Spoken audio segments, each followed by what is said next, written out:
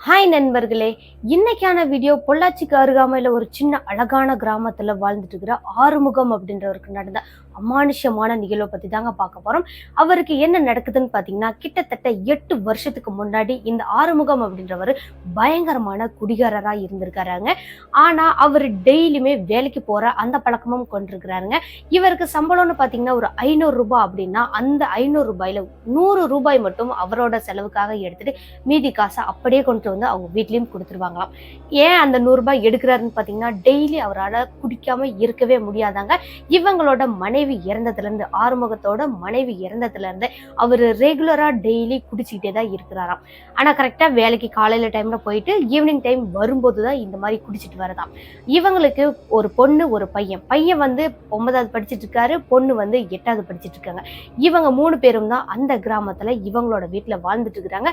இவங்களோட வீடுன்னு பாத்தீங்கன்னா ஊருக்குள்ளேயே இல்லைங்க. ஊர்ல இருந்து கொஞ்சம் ஒதுக்குப்புறமா ஒரு காட்டு வழி பாதை மாதிரி போய் அதுக்கப்புறமா தான் இவங்களோட வீட்டுக்கும் போகணும். அப்படிதாங்க ஆறுமுகம் ரெகுலரா எப்பவுமே 7 மணி 7:30க்கெல்லாம் வீட்டுக்கு வந்துருவாருங்க. ஆனா வரும்போதெல்லாம் குடிச்சிட்டே உளறிக்கிட்டே அந்த போதையில தான் வருவாராம். அன்னைக்கும் அவங்க பொண்ணும் அவங்க பையனும் 2 பேருமே வீட்டுல ரொம்ப நேரமா காத்துட்டு இருந்திருக்கிறாங்க இந்த ஆறுமுகத்துக்காக. இவரும் வேலையெல்லாம் முடிச்சுட்டு மறுபடியும் வீட்டுக்கு போகலாம் அப்படின்னு கிளம்பி இருக்கிறாருங்க. ஆனா இவங்க கூட வேலை செய்யற ஒரு 4 பேர் சேர்ந்துக்கிட்டு, இன்னைக்கு ஒரு நாளைக்கு நாங்க உனக்கு வந்து அந்த சரக்கெல்லாம் வாங்கி தரோம், இங்க ஒரு இடத்துல நம்ம ஃபிக்ஸ் பண்ணிக்கலாம், அங்க போயிட்டு கொஞ்ச நேரம் ஜாலியா குடிச்சிட்டு அதுக்கப்புறம் நம்மளே கொஞ்சம் நான்வெஜ் எல்லாம் வாங்கிட்டு போய் சாப்பிடலாம் அப்படின்னு ஆறுமுகத்துக்கிட்ட ஆசை தூண்டிருக்காங்க. ஆறுமுகம் என்ன பண்றாரு, சரி ஓகே இன்னைக்கு நமக்கு அந்த 100 ரூபாய் செலவு மிச்சம் தானே, அதனால சரி ஓகே இன்னைக்கு நம்ம ஃப்ரெண்ட்ஸோட போயிட்டு ஜாலியா என்ஜாய் பண்ணி குடிச்சிட்டு வரலாம், டெய்லி நாம மட்டும் தானே போயிட்டு இருக்கிறோம், இன்னைக்கு எல்லாரோடும் சேர்ந்து போனா இன்னுமே ஜாலியா இருக்கும் அப்படின்னு நினைச்சிருக்கிறாருங்க. அதே போல அன்னைக்கு வேலையெல்லாம் முடிச்சுட்டு இவங்க ஃப்ரெண்ட்ஸோட கிளம்பி ஒரு இடம் ஃபிக்ஸ் பண்ணாங்க இல்லையா, அந்த இடம் பாத்தீங்கன்னா ஆறுமுகத்தோட ஊருக்கு போற அந்த வழியில் தாங்க இருக்கு. ஃபுல்லா பெரிய ஒரு அடர்ந்த மரம், அந்த அடர்ந்த மரத்துக்கு அடியில 4-5 கல்லுங்கெல்லாம் போட்டு இந்த குடிகாரர்லாம் குடிக்கிறதுக்காகவே செட் பண்ண இடம் மாதிரி இருக்குல்ல, அந்த மாதிரியான இடம் அது இருந்திருக்கு. சரின்ட்டு அங்க போய் 4 பேரும் ஆறுமுகத்தோட சேர்த்து 5 பேரும் உட்கார்ந்துருக்காங்க. அவங்களுக்கு தேவையான அந்த சரக்கெல்லாம் வாங்கிட்டு ரெடியா இருந்திருக்காங்க. அதுல ஒரு நபர் என்ன பண்றாருன்னா, அவங்க வர வழியிலேயே பன்றி கறிங்க அந்த கறியை இவங்களுக்கு சைடிஷா வாங்கிட்டு வந்திருக்காங்க. வாங்கிட்டு வந்து அவங்களுக்கு தேவையான அந்த சைடிஷ் எல்லாம் எடுத்ததுக்கு அப்புறமா இந்த ஆறுமுகம் என்ன பண்றாருன்னா, பன்றி கறியா இருக்கே நம்ம வீட்டுக்கு கொஞ்சம் எடுத்துட்டு போலாம், நம்ம பிள்ளைங்களும் வந்து தனியா தானே இருக்காங்க, அவங்களுக்கும் நம்ம எதுவுமே இன்னும் வாங்கி தரல, அதனால இதை கொண்டுட்டு போய் நம்ம பிள்ளைங்களுக்கும் கொடுக்கலாம் அப்படின்னு நினைச்சிட்டு ஒரு பொட்டலத்தை எடுத்து அவர் வச்சுட்டு இருந்த அந்த ஒயர் பையில போட்டிருக்காரு. அது வந்து மற்ற ஃப்ரெண்ட்ஸுக்கும் தெரியுங்க, தெரிஞ்சு அதுக்கப்புறமா தான் எடுத்து போட்டிருக்காரு. அவங்க எல்லாம் என்ன சொல்றாங்கன்னா, நம்ம காலையில டைம்ல வாங்கிட்டு போலாம், இப்போ நீ வாங்கிட்டு போகாத, போகிறதுக்கே அன்டைம் ஆயிரும் அப்படின்னு சொல்லியிருக்காங்க. இருந்தாலும் பரவாயில்லன்னு இந்த ஆறுமுகம் தன்னோட பிள்ளைங்களுக்காக அதையும் எடுத்து வச்சிருக்காரு. அப்படியே அவங்களோட சேர்ந்து சரக்கையும் அடிச்சு முடிச்சுட்டாருங்க. அதுக்கப்புறமா கூட இந்த ஆறுமுகத்துக்குன்னு வாங்கியிருந்தாங்க இல்லையா, அந்த சைடிஸ்ல கொஞ்சம் மீண்டும் போயிருக்கு. அதையும் எடுத்து ஒயர் பையில எடுத்து போட்டுக்கிட்டு அப்படியே ஒருத்தரா அங்க இருந்து அவங்களோட வீட்டுக்கு கிளம்ப ஆரம்பிக்கிறாங்க. இந்த ஆறுமுகம் இருக்காரு இல்லையா, அவர்கிட்ட வந்து 2 வீலர் எதுவுமே கிடையாதுங்க. ஆனா அவங்களோட ஃப்ரெண்ட்ஸ் கிட்ட எல்லாம் எக்ஸல் பைக் இருந்திருக்குங்க. அதுல எல்லாருமே அவங்களோட வீட்டுக்கும் கிளம்பிட்டாங்க. கடைசியா ஆறுமுகத்தையும் கூப்பிட்டுருக்காங்க ஒரு நபர், வா உன்னை கொண்டு போய் நான் உங்க வீட்லயே விட்டுட்டு அதுக்கப்புறமா நான் எங்க வீட்டுக்கு போய்க்கிறேன் அப்படின்னு சொல்லி கூப்பிட்டுருக்காருங்க. ஆறுமுகம் என்ன சொல்றாருன்னா, இங்க இருந்து எங்க வீடு கொஞ்சம் தூரம் தானே, நான் நடந்தே போய்க்கிறேன், ஒன்னும் பிரச்சனை இல்லை, நீங்க கிளம்புங்க அப்படின்னு சொல்லியிருக்காருங்க. ஏன் அப்படின்னு பாத்தீங்கன்னா, இந்த ஆறுமுகம் கிட்ட வந்து ஒரு டார்ச் லைட்டும் கையில இருந்திருக்குங்க. அந்த உதவியோட நம்ம நடந்தே போயிடலாம் அப்படின்னு முடிவு பண்ணி தான் அவரு அந்த உதவி வேண்டான்னு சொல்லியிருக்காரு. சரின்னு அந்த நபர்கள் எல்லாருமே கிளம்பி போனதுக்கு அப்புறமா இந்த ஆறுமுகம் அவரோட ஒயர் பை கையில எடுத்துக்கிட்டு அந்த ஒயர் பையில உள்ள டார்ச் லைட்டை இந்த கையில எடுத்துக்கிட்டு 2 கையிலையும் மாத்தி எடுத்துக்கிட்டு நேரா அவங்களோட கிராமத்தை நோக்கி நடக்க ஆரம்பிக்கிறார். கிராமம் போற வரைக்குமே இவருக்கு எந்த ஒரு பிரச்சனையும் இல்லைங்க. அங்கங்க இந்த தெருவிளக்குகள்லாம் எரிஞ்சுட்டே இருக்கும். அந்த காரணத்தினால அவருக்கு அங்க டார்ச் லைட் தேவைப்படல. அதுக்கப்புறமா ஊரை தாண்டி கொஞ்சம் தூரம் நடந்து போறாங்கங்க. போகும்போது ஒத்தையடி பாதைன்னு சொல்லுவாங்கல்ல, அந்த மாதிரியான பாதை தான். அதுல இவரோட வீட்டை நோக்கி நடக்க ஆரம்பிக்கிறாரு. அப்போல இருந்துதான் இந்த ஆறுமுகத்துக்கு அமானுஷ நிகழ்வுகளும் நடக்க ஆரம்பிக்குது. ஓரளவுக்கு ரெண்டு பக்கமும் மரங்கள் அடர்ந்து போய் இருக்கிறதுனால அந்த ஒத்தையடி பாதையில டார்ச்சையும் ஆன் பண்றாருங்க ஆறுமுகம். நேரா ஒயர் பைய நல்லா இறுக்கி கையில பிடிச்சிட்டு ஒரு கையில டார்ச்சை அடிச்சுக்கிட்டு சுத்தி சுத்தி அடிச்சு பார்த்துட்டே போயிட்டு இருக்காருங்க. இடையில இந்த பாம்புகளோ இல்ல வேற எதுவும் வந்துடக்கூடாது அப்படின்றதுக்காக சுத்தி சுத்தி அடிச்சு பார்த்துட்டே போயிட்டு இருக்காரு. நல்லாவே போய்கிட்டே இருக்கிறாருங்க. இந்த கிராமத்தை தாண்டியே நல்லா போய்கிட்டே இருந்த நபருக்கு திடீர்னு ஒரு வித சத்தம் கேக்குது. என்ன சத்தம்னு பாத்தீங்கன்னா, இந்த சைட்ல அப்படியே சரசரன்னு ஏதோ ஒரு பாம்புலாம் போனா ஒரு மாதிரி சத்தம் கேட்கும் இல்லையா, நிறைய புல்லுங்க மேல போச்சுன்னா அந்த மாதிரி சத்தம் கேக்குது. என்னடா சரசரன்னு சத்தம் கேக்குதே அப்படின்னு ஆறுமுகம் டக்குன்னு டார்ச் அடிச்சு இந்த பக்கம் பாக்குறாரு. அந்த சத்தம் கேட்டுச்சு பாத்தீங்களா, அந்த இடத்தை நோக்கி. அங்க பார்க்கும்போது ஆறுமுகத்துக்கு அங்க எதுவுமே தெரியலைங்க. சரி ஓகே, இங்க இந்த பக்கம் ஏதாவது தவளைங்களோ இல்ல பாம்புகளோ ஏதோ ஒன்று போயிருக்கலாம், இப்ப நம்ம கண்ணுக்கு தெரியல அப்படின்னு நினைச்சிட்டு அதையும் பெருசுப்படுத்தாம மறுபடியும் நடக்க ஆரம்பிக்கிறார். ஒரு 4 அடி எடுத்து வச்சிருப்பாருங்க.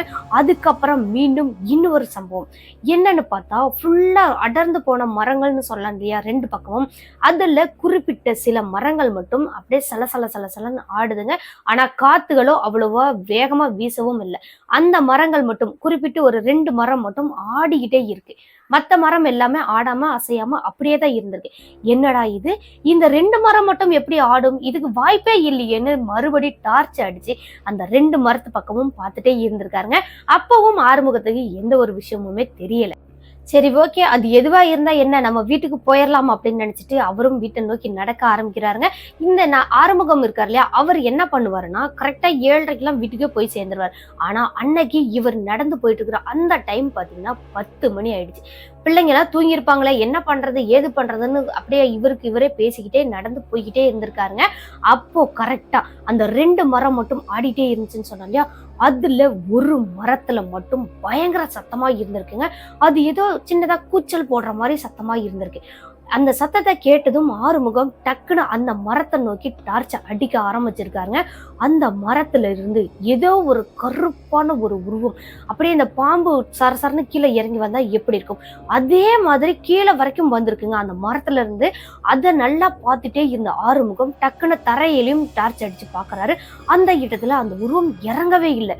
என்னடா இது, ஏதோ வந்த மாதிரி இருந்துச்சு, இப்ப எதுவுமே இல்லையேன்னு ஆறுமுகத்துக்கு கொஞ்சம் பயம் வர ஆரம்பிச்சிருச்சுங்க.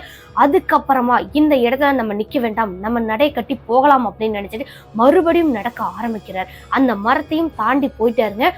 அந்த மரத்தை தாண்டி கரெக்டா ஒரு 10 அடிதான் எடுத்து வச்சிருந்திருப்பார். 10 அடி தாண்டி 11வது அடி வைக்கும் போதெல்லாம் ஆறுமுகத்துக்கு பின்னாடி இருந்து ஒரு குரல் ஒண்ணு கேக்குதுங்க. அந்த குரலை இதுவரைக்கும் அந்த ஆறுமுகம் கேட்டதே கிடையாதாம். அதுதான் ஃபர்ஸ்ட் டைம். அவ்வளவு ஒரு ஆக்ரோஷமாவும் இருந்திருக்கு. அந்த குரல் வித்தியாசமாவும் இருந்திருக்கு. நார்மல் மனுஷன் பேசினா எப்படி இருக்கும் அந்த மாதிரி இல்லவே இல்லையாங்க. என்னடா திடீர்னு ஏதோ குரல் கேக்குதுன்னு ஆறுமுகத்துக்கு பயம் வர ஆரம்பிச்சிருச்சு. நெஞ்செல்லாம் படப்படன்னு அடிச்சுக்கவும் ஆரம்பிச்சிச்சு. திரும்பி பார்க்கலாமா வேண்டாமா, திரும்பி பார்க்கலாமா வேண்டாமான்னு யோசிச்ச ஆறுமுகம் நேர டார்ச் லைட்டை நல்லா டைட்டா இறுக்கி பிடிச்சவர் தாங்க. இந்த ஒயர் பையும் கையில இறுக்கி பிடிச்சவர் தான். திரும்பியே பார்க்காம நடைய மறுபடியும் எடுத்து வைக்க ஆரம்பிக்கிறாருங்க. ஒரு 2 அடி வச்சதும் 3வது அடி எல்லாம் இவருக்கு முன்னாடி ஒரு கருப்பான ஒரு உருவம் வந்து நிக்குது. அந்த உருவம் சர்ருன்னு காத்துல பறந்து வந்து கீழே இறங்கினா எப்படி இருக்கும் அந்த மாதிரி இறங்கி இருக்குங்க. பார்த்த ஆறுமுகத்துக்கு அதே இடத்துல கொலையெல்லாம் நடுங்கி போற மாதிரி ஆயிருந்திருக்கு. அந்த உருவத்துக்கு கண்ணும் கிடையாது, காலும் கிடையாது, எதுவுமே இல்லை. ஆனா ஃபுல்லா கருப்பான ஒரு உருவமா மட்டும் இருந்திருக்கு. பார்த்த ஆறுமுகம் அதே இடத்துல கண்ணை இறுக்கி முடிட்டு கத்தவும் ஆரம்பிச்சிருந்திருக்காருங்க. கத்துனதுக்கு அப்புறமா மெதுவா கண்ணையும் திறந்து பார்த்திருக்காரு. கண்ணை திறந்து பார்க்கும்போது அந்த உருவம் அங்கேதாங்க நின்றுட்டு இருந்திருக்கு. இவர் கண்ணை மூடி திறந்தா போயிரும் அப்படின்னு நினைச்சிட்டு தான் இந்த மாதிரி கண்ணை மூடிட்டு கத்தி இருந்திருக்காரு. ஆனா போகவே இல்லை. அடுத்தது என்னடா பண்றதுன்னு இந்த ஆறுமுகம் யோசிக்கிறதுக்குள்ளேயுமே அந்த உருவமானது மெதுவா இப்படி கையை நீட்டின மாதிரி தாங்க இருந்திருக்கு. கை கூட அவருக்கு நல்லாவே தெரியவே இல்லை. அப்படியே கையை நீட்டினபடியே எந்த பக்கம் அந்த கை வருதுன்னு பாத்தீங்கன்னா, இந்த ஒயர் பையில அந்த பன்றிக்கறி வச்சிருந்தாங்க இல்லையா, அந்த இடத்தை நோக்கி தாங்க அந்த கையும் வந்திருக்கு. அப்போதான் ஆறுமுகத்துக்கு புரிஞ்சிருக்கு, ஒருவேளை இந்த பன்றிக்கறியாக தான் இந்த உருவம் நம்மளை துரத்திட்டு வந்திருக்குமோ அப்படின்னு நினைச்சிருக்காருங்க. அந்த இதை புரிஞ்சதுமே ஆறுமுகம் அவருக்கு மீந்த ஒரு சைடிஷ்ல கொஞ்சமா வச்சிருந்தார் இல்லையா, 2வது எடுத்து வச்சிருந்தார் இல்லையா, அந்த சைடிஷை மட்டும் எடுத்து இந்த ஆறுமுகம் அவரோட தலையை சுத்தி தூக்கி போடுற மாதிரி பின்னாடி நோக்கி போட்டிருக்காருங்க. போட்ட விசையில அந்த உருவமானது சர்ருன்னு அந்த பன்றிக்கறியை நோக்கி அதை எடுக்கிறதுக்காக ஓடுற மாதிரி வேகமா ஓடி இருக்குங்க. அதுக்கப்புறமா தான் ஆறுமுகத்துக்கு கொஞ்சம் உயிரே வந்த மாதிரி இருக்கு. அதுக்கப்புறம் அங்க நிப்பாரா அந்த ஆறுமுகம், வேக வேகமா ஓட்டமே எடுத்து வீடு வரைக்கும் வந்துட்டாருங்க. வீட்டுக்கு வந்ததுக்கு அப்புறம் அங்க அவங்களோட வீட்டோட லைட் வெளிச்சம் பட்டதுக்கு அப்புறமா தான் இவருக்கு கொஞ்சம் நிம்மதியாகவும் இருந்தது. அப்பாடா, எப்படியோ ஒரு வழியா தப்பிச்சு வந்துட்டோம்டா, இந்த விஷயத்த வீட்டுல நம்ம பிள்ளைங்கள்ட்ட சொல்ல வேண்டாம், அவங்களும் சேர்ந்து பயந்துருவாங்க அப்படின்னு நினைச்சிட்டு அப்படியே மெதுவா அவங்களோட வீட்டுக்குள்ளேயும் போகலான்னு போறாருங்க. கரெக்டா திண்ணையிலே உட்கார்ந்துட்டு இருக்கும்போது அவங்க பொண்ணு வந்துட்டு அப்பா வாங்க சாப்பிடலாம் அப்படின்னு சொல்லி கூப்பிடுறாங்க. இவங்க அந்த ஆறுமுகமும் என்னமா சமைச்சா என்ன அப்படின்னு கேட்கும்போது அன்னைக்கு இவங்களோட வீட்லயும் நான்வெஜ் குழம்பு தாங்க. இந்த பொண்ணு இருக்காங்க இல்லையா, ஆறுமுகம் இருக்காங்க இல்லையா, அவங்களோட அம்மாவோட அக்கா, அதாவது இந்த பொண்ணுக்கு பெரியம்மா, அவங்க வீட்டுக்கு வந்துட்டு போயிருந்திருக்காங்க. அவங்க தான் அந்த நான்வெஜ் குழம்பையும் வச்சு கொடுத்துட்டு இருக்காங்க. என்னமா சொல்ற, இன்னைக்கு நம்ம வீட்டுல நான்வெஜ்ஜான்னு சொல்லிட்டு ஆறுமுகம் ஆர்வத்துல கொஞ்சம் வேகமாவே வீட்டுக்குள்ளேயும் போயிட்டாருங்க. அந்த பன்றிக்கறி எடுத்து வந்திருந்தாலே அந்த வயர்பையும் எடுத்துக்கிட்டே தான் உள்ளேயும் போயிருக்காரு. போயிட்டு இவங்க எல்லாருமே உட்காந்து சாப்பிடலாம் அப்படின்னு நினைச்சிட்டு இந்த 3 பேரும், ஆறுமுகம், அவங்க பொண்ணு, அவங்க பையன், 3 பேரும் ரவுண்டா உட்காந்து சாப்பாடை எடுத்து அப்பதாங்க தட்டுல போடலான்னு இந்த பொண்ணு போட்டுட்டு இருக்காங்க. அப்போ இந்த ஆறுமுகத்துக்கு மறுபடியும் ஒரு சத்தம் கேட்குது. என்ன சத்தம்னு பாத்தீங்கன்னா, மீதியையும் கொடுத்துட்டு போ, எனக்கு மீதியையும் கொடுத்துட்டு போ அப்படின்ற மாதிரி ஒரு சத்தம் கேட்டிருக்குங்க. அந்த சத்தத்தை கேட்டு ஆறுமுகத்துக்கு தூக்கி வாரி போயிட்டுருச்சுங்க. என்ன பண்றதுன்னே புரியல. என்னடா இந்த குரல் நம்ம அங்க கேட்டோமே, அது மறுபடியும் நம்ம வீடு வரைக்கும் வந்துருக்குமா அப்படின்னு இவருக்கு குழப்பமாவும் இருந்திருக்குங்க. மெதுவா ஆறுமுகம் மட்டும் எந்திரிக்கிறாரு. அந்த சத்தம் ஆறுமுகத்துக்கு மட்டும் கேட்டுச்சான்னு பாத்தீங்கன்னா இல்லைங்க, அவங்களோட பிள்ளைக்கும் கேட்டிருக்கு, அவங்களோட பையனுக்கும் கேட்டிருக்கு. அவங்க 2 பேருமே வீட்டுக்குள்ளேயே உட்கார வச்சுட்டு நீங்க எக்காரணத்தை கொண்டும் எந்திரிச்சு வராதிங்க, நான் மட்டும் போய் பார்த்துட்டு வரேன் அப்படின்னு சொல்லி ஆறுமுகம் மெதுவா அப்படியே வெளியே நோக்கி போறாருங்க. போயிட்டு அந்த கதவையும் மெதுவா திறந்து பாக்குறாரு. அதாவது இவருக்கு 2 கண்ணு மட்டும் தெரியற அளவுக்கு கம்மியா மட்டும் திறந்து எட்டி பாக்குறாருங்க. அங்க பார்க்கும்போது நடு வாசல்லையே அப்படியே சம்மணம் போட்டு உட்கார்ந்த மாதிரி அந்த கருப்பான உருவம் அங்க உட்கார்ந்துட்டு இருக்குங்க. அந்த உருவம் தான் கையை நீட்டினபடி, கையை கரெக்டா தெரியல, ஆனா இப்படி ஏதோ முன்னாடி நீட்டினபடி இருந்திருக்கு. அத பார்த்ததும் ஆறுமுகம், அப்பா இது அங்க பார்த்த அதே உருவம் தான் இங்கேயும் வந்துருச்சு, நம்மள விடாது போல அப்படின்னு நினைச்சிட்டு மறுபடியும் வீட்டுக்குள்ள போயிட்டு கதவை சாத்திக்கிட்டாரு. அந்த கதவை நல்லா லாக் பண்ணிட்டு அவங்க பொண்ணுகிட்ட போயிட்டு என்ன சொல்றாருன்னா, என்ன சத்தம் கேட்டாலும் சரி, எந்த மாதிரியான சத்தம் கேட்டாலும் சரி, நீ வெளியவே போக கூடாது அப்படின்னு சொல்லி அவங்க பிள்ளைகிட்டும் அவங்க பையன்கிட்டையும் சொல்லிட்டு சாப்பிட வச்சுட்டு அவங்க 2 பேருமே தூங்கவும் வச்சுட்டாரு. ஆனா இந்த ஆறுமுகம் சாப்பிடவும் இல்லை, தூங்கவும் இல்லை. அவங்க 2 பேரும் நல்லா தூங்கிட்டாங்க அப்படின்னு தெரிஞ்சதுக்கு அப்புறமா தான் இந்த ஆறுமுகம் மறுபடியும் கதவுகிட்டையும் வராருங்க. அந்த கதவுகிட்ட வந்ததுக்கு அப்புறமா கூட அந்த சத்தம் நிக்கவே இல்லை. குடுன்னு சொல்றல, எனக்கு குடுன்னு சொல்றல, ரொம்பவே கோபமா ஆவேசமா பேசுற மாதிரி அந்த சத்தம் அவங்க பிள்ளைங்களை தூங்க வைக்கிற வரைக்கும் கேட்டுட்டே தான் இருந்திருக்கு. அதுக்கப்புறமும் கூட கேட்டுட்டே தான் இருந்திருக்கு. அது கொஞ்ச நேரம் அந்த ஆறுமுகம் போயிட்டு கதவு பக்கத்துல நின்று கேட்டுட்டு இருந்தார் இல்லையா, அதுக்கப்புறம் ஒரு 10 நிமிஷத்துக்கு அப்புறம் அந்த சத்தம் எதுவுமே கேட்கல. கேட்காததுக்கு அப்புறமா தான் ஆறுமுகத்துக்கு இன்னுமே கொஞ்சம் நிம்மதியா இருந்திருக்குங்க. என்ன காரணம்னா அந்த உருவம் போயிடுச்சு போல அப்படின்னு நினைச்சிட்டாரு. ஆனா அங்க நடந்த விஷயமே இன்னும் அந்த அமானுஷத்தின் உச்சக்கட்டம்னு கூட சொல்லலாங்க. என்ன நடந்துச்சுன்னா, இந்த வீட்டை சுத்தி சுத்தி அப்படியே ஒரு சின்ன கூச்சல் மாதிரி ஒரு சத்தம்ங்க. அந்த சத்தத்தை அவரால் எந்த மாதிரியான சத்தம் அப்படின்னு சொல்லவே முடியாத அளவுக்கு ஒரு வித்தியாசமான சத்தம். அப்படியே இவங்களோட வீட்டை சுத்தி சுத்தி ஓடுற மாதிரியும் அந்த சத்தத்தை எழுப்பிக்கிட்டே இருக்கிற மாதிரியும் இந்த ஆறுமுகத்துக்கு நல்லாவே தெரிஞ்சிருக்குங்க. அந்த டைம்ல எல்லாம் இந்த உருவம் ஓடுறது பாத்தீங்களா, அந்த சைட்ல போயிட்டு சின்னதா ஒரு ஓட்டையில இருந்து பார்த்தா கூட அந்த உருவம் தான் அங்க போகுதுன்றது நல்லாவே ஆறுமுகத்துக்கும் தெரிஞ்சிருக்குங்க. அதுக்கப்புறமா இந்த பன்றிக்கறியாக தான் நம்ம பின்னாடியே மீண்டும் மீண்டும் வந்துட்டே இருக்கு போல, இதை எப்படியாவது நம்ம வெளியே தூக்கி போட்டுட்டோம் அப்படின்னா அந்த உருவம் அதோட போயிரும் அப்படின்னு நினைச்சிட்டு இந்த ஆறுமுகமும் அந்த பன்றிக்கறியை வேக வேகமா கையில எடுக்கிறாருங்க. அந்த கவரோட தான் இருந்திருக்கு, இவர் எடுத்துட்டு வந்திருந்தார் இல்லையா, அந்த கவரோட அப்படியே அந்த பொட்டணமே பிரிக்காம தான் இருந்திருக்கு. அதை எடுத்துக்கிட்டு வேக வேகமா ஓடிடலாமான்னு கூட நினைச்சிருக்காருங்க. ஆனா அந்த உருவம் தான் விடாம வீட்டை சுத்தி சுத்தி வந்துட்டே இருக்கேன், எப்படிடா இதை தூக்கி போடுறதுன்னு யோசிச்சுட்டே இருந்த இந்த ஆறுமுகத்துக்கு டக்குன்னு இவங்களோட வீட்டு பின்னாடி அந்த உருவம் போகும்போது தூக்கி வீசிட்டாருங்க வெளியே. இவங்களோட வாசலை தாண்டி அந்த பக்கம் போய் விழுந்துருச்சு. விழுந்ததுமே அப்பவும் கூட அந்த உருவம் வேகமா ஒரு வெறி பிடிச்ச நாய் ஒரு சத்தம் எழுப்பி எழுப்பிட்டு அப்படியே வேக வேகமா சாப்பிடும் பார்த்தீங்களா, அந்த மாதிரி சத்தத்தோட வேகமா ஓடி போய் அந்த கறி எல்லாம் அப்படி வேக வேகமா அந்த மேல வரைக்கும் வர்றது தெரியுது, டக்குன்னு மறைஞ்சு போயிடுது. இந்த மாதிரியே ஆறுமுகம் வந்து அந்த ஜன்னல் வழியா பார்த்துட்டே இருந்திருக்காங்க. இவங்களோட வீட்டு அந்த லைட் வெளிச்சத்துல நல்லாவே தெரிஞ்சிருக்கு. உருவம் அப்படியே அங்க உட்கார்ந்துட்டு இருக்கு. அந்த பொட்டணத்தை பிரிச்சு அந்த கறி மேல வருது, அதோட சரி. அதுக்கப்புறம் மறைஞ்சு போயிடுது. பார்த்த ஆறுமுகம் ஆடியே போயிட்டாருங்க. இது என்னடா இன்னைக்கு இப்படி புதுசா இருக்கே, இது வரைக்கும் இவர் வந்து நான்வெஜ் வாங்கிட்டு வந்தாரு அப்படின்னா 7 மணிக்கெல்லாம் வீட்டுக்கு வந்துருவாரு. ஆனா இன்னைக்குதான் அதுவும் முறையா பன்றி கறி வீட்டுக்கும் வாங்கிட்டு வந்திருக்காரு. வாங்கிட்டு வந்தது ரொம்ப தப்புடா சாமின்னு அன்னைக்கு தாங்க இவர் முடிவு பண்ணிருக்காரு. அப்படியே அந்த உருவமானது அந்த கறியெல்லாம் பிச்சு கொதறி அப்படின்னு நாசம் பண்ணி சாப்பிட்ட மாதிரி சாப்பிட்டு முடிச்சுட்டு அந்த உருவம் மீண்டும் அப்படியே மெதுவா போற மாதிரி கொஞ்சம் தூரம் வரைக்கும் பார்த்திருக்காருங்க. அதுக்கப்புறம் டக்குன்னு மறைஞ்சு போயிடுச்சு. இதுக்கப்புறம் நம்ம வீட்டை நோக்கி வராம இருந்தா போதும், நம்ம பிள்ளைங்களுக்கு எந்த ஒரு பாதிப்பும் இல்லாம இருந்தா போதும் அப்படின்னு தாங்க ஆறுமுகமும் நினைச்சிருக்காரு. அதுக்கப்புறமா தான் ஆறுமுகம் மெதுவா எழுந்து போய் அவங்க வீட்டுல செஞ்சிருந்தாங்களே அந்த நான்வெஜ் குழம்பு அதுக்கப்புறம் சாப்பாடு எல்லாமே சாப்பிட்டு முடிச்சுட்டு படுத்தும் தூங்கவும் ஆரம்பிச்சிருக்காரு. அப்படியே அடுத்த நாள் காலையில விடிஞ்சிருச்சுங்க. விடிஞ்சதுக்கு அப்புறமா அவங்க பொண்ணு பையன் 2 பேருமே நைட்ல நடந்த எல்லா விஷயத்தையுமே கேட்டுட்டே தான் படுத்திருந்திருப்பாங்க போலங்க. காலையில எழுந்ததுமே அவங்க அப்பா கிட்ட வந்துட்டு, அது என்ன உருவம்பா, என்னதுப்பா அது அவ்வளவு ஒரு ஆக்ரோஷமா வித்தியாசமா சத்தம் போட்டுட்டே இருந்துச்சுன்னு கேட்டிருக்காங்க. அவங்க கிட்ட அந்த இதெல்லாம் எதுவுமே இல்லை, அது ஒரு நாய் தான், அந்த நாய் வந்து ஒரு மாதிரி சத்தம் போட்டுட்டே பின்னாடியே வந்துச்சு, நான் பார்த்துட்டு தான் இருந்தேன், அது இங்கேயும் வந்துருச்சுன்னு சொல்லிட்டு தான் உங்களை எந்த சத்தம் போட்டாலும் எந்திரிக்க வேண்டாம்னு சொல்லிட்டேன் அப்படின்னு சமாளிச்சுட்டாருங்க. அங்க நடந்த விஷயம் எல்லாத்தையுமே அப்படியே மூடி மறைச்சிட்டார். சரி ஓகே அப்படின்னு சொல்லி அவங்க பிள்ளைங்களும் அடுத்த நாள் காலையில ஸ்கூலுக்கும் கிளம்பி போயிட்டாங்க. இந்த ஆறுமுகமும் வேலைக்கும் கிளம்பி போயிட்டாரு. போனவர் மறுபடியும் அன்னைக்கு சாயங்காலம் வீட்டுக்கும் கிளம்பி வராருங்க. ஆனா அன்னைக்கு எவ்வளவுதான் அந்த ஃப்ரெண்ட்ஸ் எல்லாம் கம்பல் பண்ணாலும் அவர் அங்க நிக்கவே இல்லை. நேரா அவங்களோட வீட்டை நோக்கி கரெக்டா அவர் எப்பவுமே வர மாதிரி வந்துட்டாரு. அன்னைக்கு தண்ணியும் கூட அடிக்கல. நேரா ஆறுமுகம் அவங்களோட வேலை செஞ்சுட்டு இருந்த அந்த இடத்துல இருந்து இவங்களோட வீட்டை நோக்கி வந்துட்டே இருந்திருக்காருங்க. கிராமத்தையும் தாண்டியாச்சு. தாண்டினதுக்கு அப்புறம் ஒத்தையடி பாதை தானே, அந்த ஒத்தையடி பாதையில நல்லாவே நடந்து வந்துட்டு இருக்காரு. மணி பாத்தீங்கன்னா 6:30 மணி. அந்த இடத்துல ஃபுல்லா இருட்டு கட்டின மாதிரி இருந்திருக்கு. நேரா இவரும் டார்ச் ஆன் பண்ணிக்கிட்டு போய்கிட்டே இருக்காருங்க. இன்னைக்கு எந்த ஒரு அசம்பாவிதமும் நடக்கக்கூடாதுன்னு மனசுக்குள்ள வேண்டிக்கிட்டே போயிட்டு இருந்திருக்காரு. நல்லாவே போய்கிட்டே இருந்தவர் கீழே கவனிக்கலையா என்ன ஏதுன்னு தெரியலங்க. டக்குன்னு அவர் ஒரு இடத்துல கீழேயும் விழுந்துட்டார். விழுந்ததுக்கு அப்புறமா இவருக்கு காலை ஒடிஞ்ச மாதிரி அவ்வளவு ஒரு வலியா இருந்திருக்குங்க. இவர் என்னடா இப்படி நம்ம கீழே விழுந்துட்டோமே, தடுக்கி விழுந்துட்டோமா, என்ன ஏதுன்னு பார்க்கலான்னு இந்த டார்ச் லைட்டு அப்படியே அந்த தரையில அடிச்சு பார்த்துருக்காரு.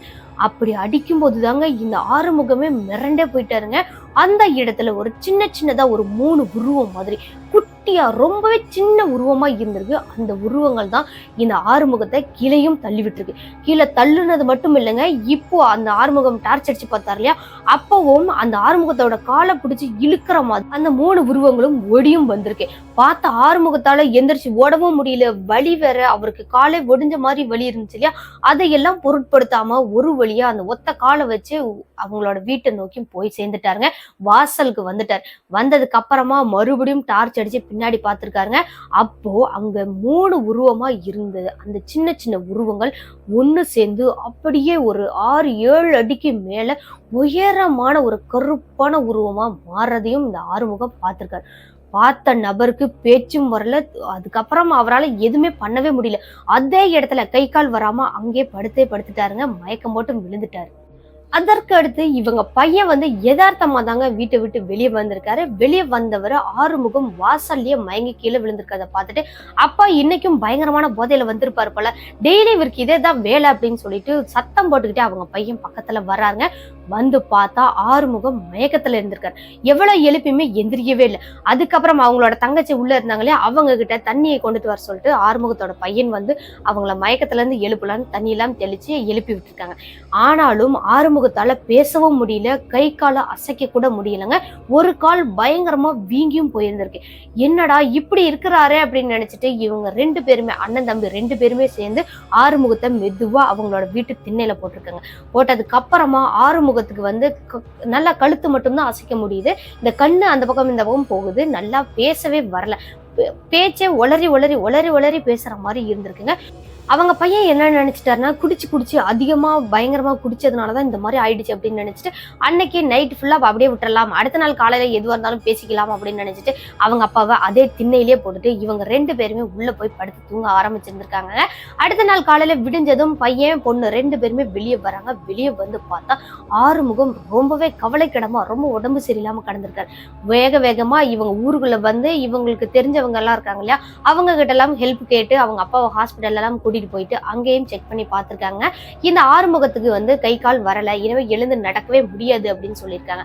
சொன்னதுக்கு அப்புறமா இது அதிர்ச்சினாலதான் ஆகியிருக்கும் அப்படின்னு டாக்டர் சொல்லியிருக்காங்க. அதுக்கப்புறமா கொஞ்ச நாள் வரைக்கும் அவங்க ஹாஸ்பிட்டல்லயே ஆறுமுகத்தை பத்திரமா பார்த்துட்டு இருந்திருக்காங்க. அதுக்கப்புறம் வீட்டுக்கும் கூட்டிட்டு வந்து அந்த பொண்ணும் பையனும் 2 பேருமே ஸ்கூல் போற டைம்ல ஆறுமுகம் மட்டும் தாங்க தனியா வீட்டுல இருப்பாரு. அதே போல அவங்க பொண்ணு ஃபர்ஸ்ட் வந்துருவாங்க, அவங்க பையன் 2வது தான் வீட்டுக்கும் வருவார். இப்படியே அவங்க பொண்ணும் பையனும் மட்டுமே ஆறுமுகத்தை ஒரு 10-11 மாசம் பத்திரமா பார்த்துட்டு இருந்திருக்காங்க. ரொம்பவே நல்லா தான் பார்த்துட்டு இருந்திருக்காங்க. பொண்ணு வந்து சின்ன பொண்ணா இருந்தாலும் அவங்க அப்பாவை நல்லா கேர் எடுத்து தான் பார்த்திருக்காங்க. இந்த பொண்ணோட பெரியமா இருக்காங்க இல்லையா, ஆறுமுகத்தோட மனைவியோட அக்கா, அவங்களும் அப்பப்போ வந்து இவங்களுக்கு ஹெல்ப் பண்றது, அதுக்கப்புறம் இவங்களை பாத்துக்கிறது அந்த மாதிரியே இருந்திருக்காங்க. 11 மாசம் முடிஞ்சதுக்கு அப்புறமா தான் ஆறுமுகமாவே அந்த பொண்ணோட பெரியமா இருக்காங்கல்ல, அவங்க வீட்டுக்கு வந்திருக்கிற டைம்ல அவங்கள கூப்பிட்டு இப்படிதான் நடந்துச்சு அப்படின்றத உளறிய அவரால் எவ்வளவு எக்ஸ்பிளைன் பண்ணி எவ்வளவு தூரம் அவங்களுக்கு சொல்லி புரிய வைக்க முடியுமோ அந்த அளவுக்கு சொல்லி புரிய வச்சிருந்திருக்காங்க. அதுக்கப்புறமா தான் அந்த பொண்ணோட பெரியமா அடுத்த கட்ட நடவடிக்கையும் எடுத்திருக்காங்க. என்ன பண்றாங்கன்னு பாத்தீங்கன்னா, இவங்களுக்கு தெரிஞ்ச ஒரு மாந்திரிகரை கூப்பிட்டு வீட்டுல வந்து பூஜை பண்ணலாம், இவங்களுக்கு வந்து இந்த பேய் அமானுஷத்தினாலதானே இந்த மாதிரி ஆச்சு, அதை பத்தி அவங்க வந்து கட்டுனாவோ இல்ல ஏதோ ஒரு மந்திரம் ஏதாவது பண்ணி நம்ம அவங்களை காப்பாத்திரலாம் அப்படின்னு நினைச்சிட்டு அவங்க பெரியமாவும் அதே போல ஒரு மாந்திரிகரை வீட்டுக்கு கூட்டிட்டு வந்திருக்காங்க. அவங்களோட வீட்டுக்கு வந்து அந்த மாந்திரிகரும் கரெக்டா இவங்களை பார்த்ததுமே கண்டுபிடிச்சிட்டாங்க எந்த அளவுக்கு எந்த மாதிரியான பூஜைகள் எல்லாம் செய்யணும் அப்படின்னு நினைச்சிட்டு. அதே போல அன்னைக்கு நைட்டு 12 மணிக்கு தாங்க பூஜையும் ஸ்டார்ட் பண்றாங்க. இந்த பொண்ணையும் பையனையும் வந்து ஊருக்குள்ள உள்ள ஒரு ரிலேட்டிவ் வீட்டுல இருக்க சொல்லிட்டாங்க. இந்த பொண்ணோட பெரியமா இருக்காங்களா அவங்க, அதுக்கப்புறம் அவங்க பெரியப்பா, அதுக்கப்புறம் இன்னும் 2-3 பேர் மட்டும் சேர்ந்து ஆறுமுகத்தோட அந்த வீட்டுல அந்த பூஜைக்காக இருந்திருக்காங்க. அப்படியே அந்த மாந்திரிகரும் இந்த கழிப்பு கழிக்கிறாங்கன்னு சொல்லுவாங்களா, அந்த மாதிரியான பூஜைகள் எல்லாம் செஞ்சு இந்த முச்சந்தையில கொண்டு போய் இந்த மாந்திரிக பொருட்கள், அதுக்கப்புறம் பூசணிக்காய், அதுக்கப்புறம் இன்னும் சில பொருட்கள் எல்லாம் கொடுத்துருக்காங்க. அதையெல்லாம் கொண்டு போய் கொட்டிட்டு திரும்பி பார்க்காம நீங்க வந்துருங்கன்னு சொல்லியிருக்காங்க. அதுக்கப்புறம் ஆறுமுகத்துக்கு வந்து படிப்படியா சரியாகிரும் அப்படின்னு இந்த மாந்திரிகரும் சொல்லியிருக்காங்க.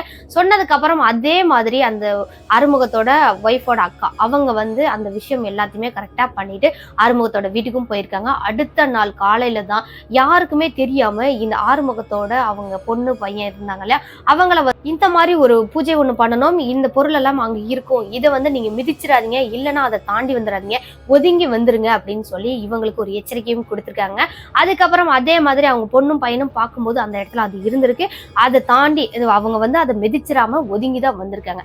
அதே போல ஸ்கூல் போகும்போதும் வரும்போதும் அந்த இடத்துக்கு வரும்போது கொஞ்சம் கேர்ஃபுல்லாவே வந்திருக்காங்க.